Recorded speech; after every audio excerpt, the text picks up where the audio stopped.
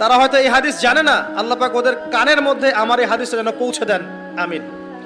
নবী সাল্লাল্লাহু আলাইহি ওয়াসাল্লাম বলেছেন, আমি মেরাজের রাতে যখন গিয়েছি তখন এক শ্রেণীর মানুষকে দেখেছি, ওদেরকে শাস্তি দেয়া হচ্ছে। কি শাস্তি? জাহান্নামীদের রক্ত এবং পুঁজ ওদেরকে খেতে দেয়া হচ্ছে।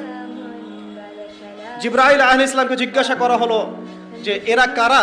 তিনি বললেন, এরা আপনার উম্মতের সেই সব ব্যক্তি যারা মাদকদ্রব্য সেবন করত। আল্লাহ রাব্বুল আলামিন তার হাবিবের মাধ্যমে জানিয়েছেন, যখন কোনো মুসলিম মাদক সেবন করে বা কোনো ব্যক্তি মাদক সেবন করে তখন 40 দিন তার নামাজ কবুল হয় না। এরপর যদি সে তওবা করে তাহলে আল্লাহ পাক তার তওবা কবুল করবেন ইনশাআল্লাহ। যদি সে আবারও মাদক খায় তওবা করার পর, আবার 40 দিন তার নামাজ কবুল হবে না। যদি সে আবার তওবা করে আল্লাহ পাক আবার তাকে মাফ করে দিবেন। যদি সে আবারও মাদক খায় আবার 40 দিন তার নামাজ কবুল হবে না। তারপর যদি আবার তওবা করে আবার আল্লাহ তাকে মাফ করে দিবেন।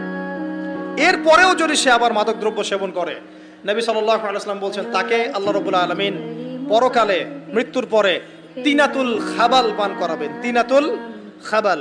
জিজ্ঞাসা করা হলো, ইয়া রাসূলুল্লাহ, তিনাতুল খাবাল কি জিনিস? নবী সাল্লাল্লাহু আলাইহি ওয়াসাল্লাম উত্তর দিচ্ছেন, এটা হচ্ছে জাহান্নামীদের রক্ত, মাংস, এগুলো পুড়ে পচে যে রসটা বের হবে, এটা হচ্ছে তিনাতুল খাবাল।